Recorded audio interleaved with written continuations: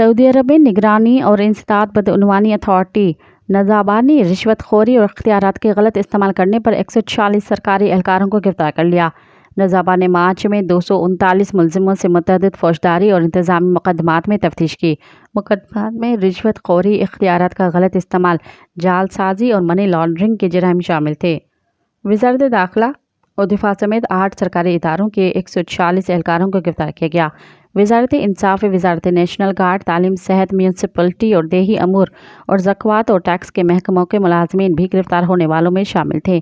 نزابا نے گرفتار کیے گئے متعدد افراد کو ضمانت پر رہا بھی کر دیا۔ مزید خبرن ऐं तफ़सीलात लाइ विज़िट कयो असांजी वेबसाइट www.awamiNewsHD.com ऐं ॾिसंदा रहो अवामी न्यूज़ HD।